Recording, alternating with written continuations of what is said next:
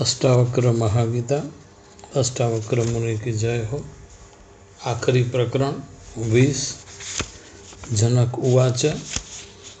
जनक कहे छे, मारा निरंजन स्वरूप में पंच महाभूत अगर देह क्या, इंद्रियों क्या के मन क्या, अगर शून्य क्या अने निराशा पण क्या। निरंजने मत्स्वरूपे क्व भूतानि क्व देह वा क्व इंद्रियाणि क्व मनः वा क्व शून्यं व नैराश्यं व च क्व।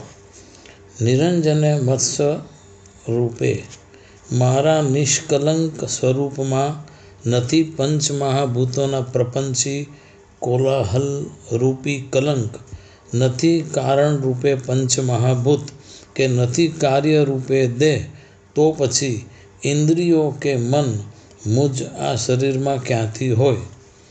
निरंजने मत्स्वरूपे मारा निष्कलंक स्वरूप में नथी पंच महाभूतना प्रपंची कोलाहल रूपी कलंक, नथी कारण रूपे पंच महाभूत के नथी कार्य रूपे देह, तो पछी इंद्रियों के मन मुझ अशरीर में क्यांथी होय।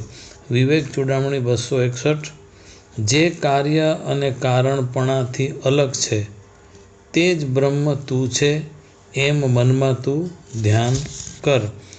कार्य कारण विलक्षणम स्वयं ब्रह्म तत्वमसि भावनात्मी।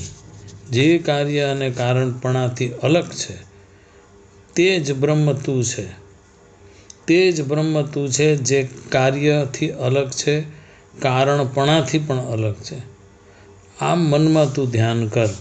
तेजोबिंदु उपनिषद 5/1। आत्मा सर्व कारण, आत्मा सर्व कार्य रूपे छे अने कार्य कारण थी रहित पण छे। महाउपनिषद 2:66। ब्रह्म शून्य, ब्रह्म साकार, ब्रह्म दृश्य अने ब्रह्म दर्शननी क्रियारूप नथी। ब्रह्म शून्य, साकार, दृश्य अने दर्शननी क्रियारूप नथी। महोपनिषद 2:66। न शून्यम नापि चाकारो, न दृश्यम नापि दर्शनम। मैत्री उपनिषद 3:5। शून्य तथा अशून्य विनानो हूँ सारो नरसो छू। शून्याशून्य विहीनोऽस्मि शोभनाशोभनो रहस्यम्। शून्य तथा अशून्य विनानो सारो नरसो पण हूँ ज छू। श्लोक 2। सर्वदा द्वंद्व रहित एवा मने शास्त्र शू, आत्मविज्ञान शू, निर्विषय मन शू, तृप्ति शू अथवा तृष्णा रहितपणुं पण शू। क्व निर्विषयं मनः वा क्व तृप्तिः। मुझ निर्द्वंद स्वरूप में नथी करता के नथी भोगता। जो भोगता ज नथी तो विषयों कोने निर्विषय करूँ। के भोगताना अभाव में तृप्ति पण कोण अनुभवशे। मुझ निर्द्वंद स्वरूप में करता नथी, नथी भोगता। जो भोगता नथी तो विषयों कोने निर्विषय करूँ। भोगताना अभाव में तृप्ति कोण अनुभवशे।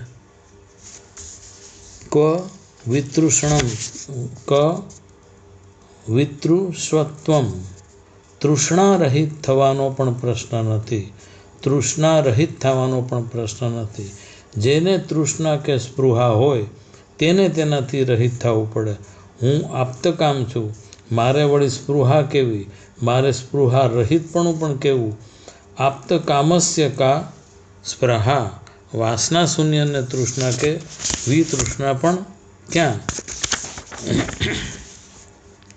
हूँ निसंदेह छूँ माटे शास्त्रों निरर्थक छे। जो शास्त्रों निरर्थक छे तो अज्ञान दूर केवी रीत थशे। ज्यां प्रकाश होय त्यां अंधकार न होय। हूँ ज्ञान स्वरूप, मुझमां अज्ञान केवुं। शास्त्रना स्वरूप में निष्ठा प्राप्त करवी अनिवार्य है। હું સર્વનું અધિષ્ઠાન છું, સર્વમાં સંનિષ્ઠ છું, કુટસ્થ છું. મારે નિષ્ઠા ક્યાં? શાસ્ત્રો તો શરીર તાદાત્મ્ય તોડવા માટે આવશ્યક છે.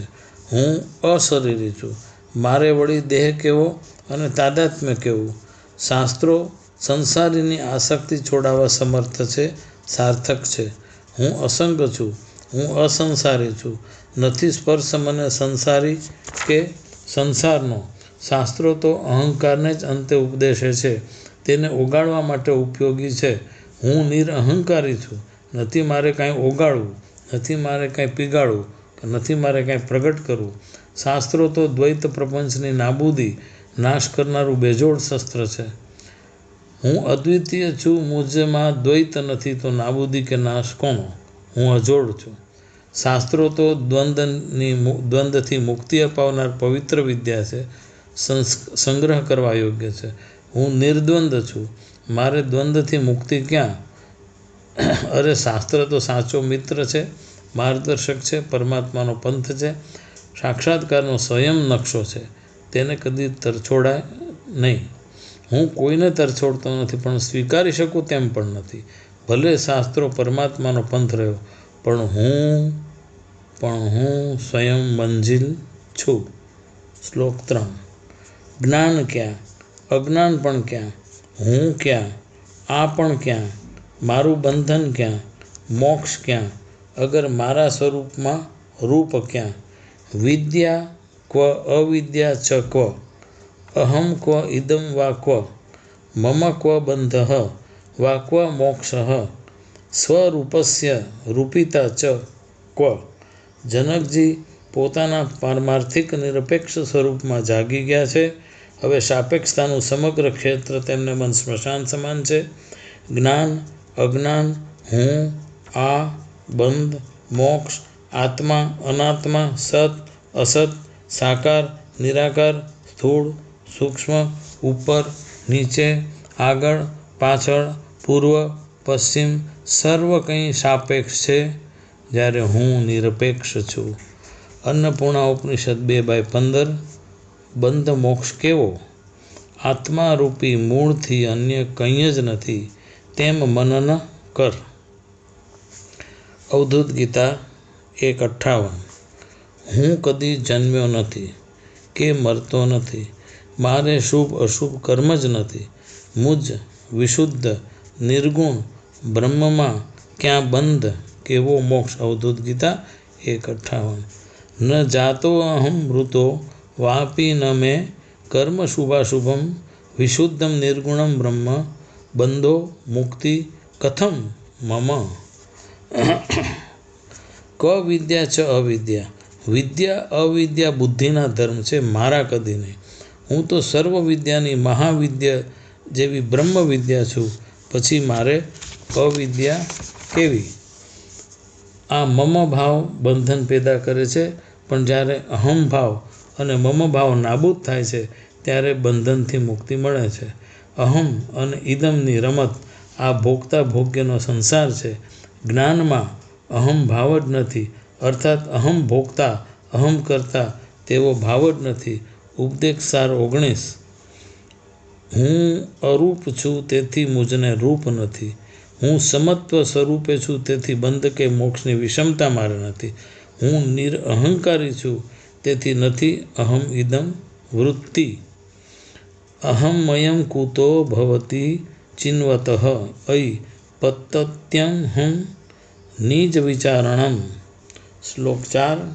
હંમેશા વિશેષ રહિત સમભાવયુક્ત મને પ્રારબ્ધ કર્મો કેવા?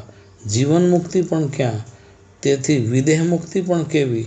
સર્વદા નિર્વિશેષ ક્વ પ્રારબ્ધ કર્માણિ જીવન મુક્તિ અપી ક્વ તત વિદેહ કૈવલ્યમ વા ક્વ? જનકજી જ્ઞાનની ખુમારી અગ્નિ જેવી પ્રજ્વલિત છે, જે પ્રારબ્ધ અને મુક્તિને એક સાથે ભસ્મીભૂત કરે છે. જનકજીની જ્ઞાનની ખુમારી અગ્નિ જેવી પ્રજ્વલિત છે, પ્રારબ્ધ અને મુક્તિને એક સાથે ભસ્મીભૂત કરી દે છે. યોગ વશિષ્ઠમાં જણાવે છે કે જો તમે સર્વ કાંઈ ત્યાગીને નિષ્પૃહ થયા હો, તો આ જ ક્ષણે અત્યારે અહીં જ મુક્ત છો તેમાં શંકા નથી. જો તમે સર્વ કંઈ ત્યાગીને નિષ્પૃહ થયા હો તો આ જ ક્ષણે અત્યારે જ અહીં જ મુક્ત છો તેમાં શંકા નથી. આમ છતાં જીવન મુક્તિની વાત વિદેહ મુક્તિનો ઇનકાર કરવા માટે જ કરવામાં આવેલી છે. તેથી અહીંયા સ્પષ્ટતા કરી છે કે મારે જીવન મુક્તિની જરૂર નથી. ક્વ પ્રારબ્ધ કર્માણી, જ્યાં જ્યાં ક્રિયા છે ત્યાં ત્યાં પ્રતિક્રિયા છે, જ્યાં જ્યાં ક્રિયા છે ત્યાં ત્યાં પ્રતિક્રિયા છે. કોઈ પણ કર્મને પરિણામ ફળ ન હોય તેવું નથી. કર્મનું ફળ કે પરિણામ આજે આવતીકાલે કે આવતા જન્મે મળી શકે પણ ન જ મળે તેવું હોતું નથી. જ્યાં સુધી કર્મ પૂર્ણ ન થાય ત્યાં સુધી શરીરનો અંત આવતો નથી અને જમા થયેલ સંચિત કર્મમાંથી પ્રારબ્ધ કર્મ શરૂ થાય એટલે જન્મ ન થાય તેવું પણ નથી. અર્થાત પ્રારબ્ધ કર્મ તો દરેકે ભોગવવા જ પડે છે. ભોગવ્યા વિના નથી પ્રારબ્ધ કર્મનો ક્ષય થતો અને શરીરનું પતન પણ નથી થતું. વિવેક ચૂડામણી 453 કહે છે, જ્ઞાનીના પ્રારબ્ધ કર્મ વધુ બળવાન છે. ભોગવવાથી જ તેનો ક્ષય થાય છે. પ્રારબ્ધમ બલવત્તરમ ખલુ વિદામ ભોગેન તસ્ય ક્ષયઃ.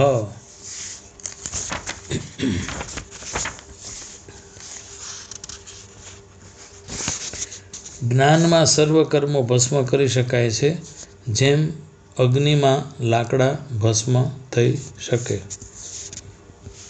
સુખ દુઃખ બધું જ પ્રારબ્ધગત છે. પ્રારબ્ધ કોઈને છોડતું નથી. પ્રારબ્ધ ભોગવવાથી જ નષ્ટ થાય. ભોગેન તસ્ય ક્ષયઃ. તેથી સુખ દુઃખ રૂપી પ્રારબ્ધ ભોગવવા જ સારા. વિવેક ચૂડામણી 464.